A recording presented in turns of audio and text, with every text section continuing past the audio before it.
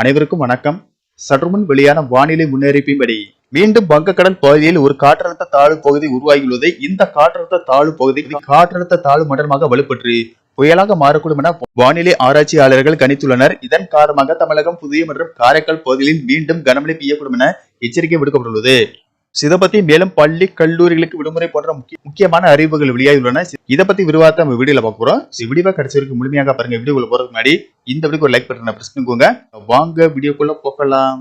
மத்திய கிழக்கு அரபிக்கடல் பகுதிகளில் காற்றழுத்த தாழ்வு பகுதி நிலவுகிறது. அதே போல் தெற்கு மியான்மர் கடலோர பகுதிகள் மற்றும் அதனை ஒட்டிய வடக்கு அந்தமான் கடலில் வளிமண்டல மேலடுக்கு சுழற்சி நிலவுகிறது. இதன் காரணமாக மத்திய கிழக்கு வங்கக்கடலில் ஞாயிற்றுக்கிழமை இன்று காற்றழுத்த தாழ்வு பகுதி உருவாக வாய்ப்புள்ளது. இவை காற்றழுத்த தாழ்வு மண்டலமாக வலுப்பெற்று புயலாக மாற வாய்ப்புள்ளதாக வானிலை ஆராய்ச்சியாளர்கள் கணித்துள்ளனர்.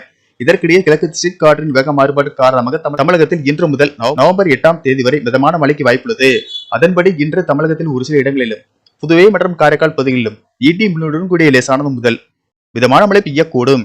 நாளை தமிழகத்தில் ஒரு சில இடங்களிலும், புதுவை மற்றும் காரைக்கால் பகுதிகளிலும் இடி மின்னலுடன் கூடிய லேசானது முதல் மிதமான மழை பெய்யக்கூடும். நவம்பர் 4 மற்றும் 5ஆம் தேதிகளில் தமிழகத்தில் ஒரு சில இடங்களிலும், புதுவை மற்றும் காரைக்கால் பகுதிகளிலும் இடி மின்னலுடன் கூடிய லேசானது முதல் மிதமான மழை பெய்யக்கூடும்.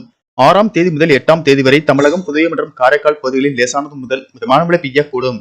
சென்னை மற்றும் புறநகர் பகுதிகளை பொறுத்தவரை வானம் ஓரளவு மேகமூட்டத்துடன் காணப்படும் என்றும் நகரின் ஒரு சில பகுதிகளில் லேசான மழை பெய்ய வாய்ப்புள்ளது. அதிகபட்ச வெப்பநிலை 34 முதல் 35 டிகிரி செல்சியஸ் ஊட்டியும், குறைந்தபட்ச வெப்பநிலை 26 முதல் 27 டிகிரி செல்சியஸை ஒட்டி இருக்கக்கூடும். மேலும் நவம்பர் 3ஆம் தேதி தமிழகம், புதுவை மற்றும் காரைக்கால் பகுதிகளில் பெரும்பாலான இடங்களில் மழைக்கு வாய்ப்புள்ளதால் மழையின் தீவிரத்தை பொறுத்து அந்தந்த மாவட்ட ஆட்சியர்கள் பள்ளி, கல்லூரிகளுக்கு விடுமுறை அறிவிப்பார்கள் என்று கூறப்படுகிறது. மீனவர்களுக்கான எச்சரிக்கையின்படி மத்திய வங்கக்கடல் பகுதிகள் மற்றும் அந்தமான் கடல் பகுதிகளில் சூறாவளி காற்று மணிக்கு 35 முதல் 45 கிலோமீட்டர் வேகத்திலும் இடையிடையே 55 கிலோமீட்டர் வேகத்திலும் வீசக்கூடும்.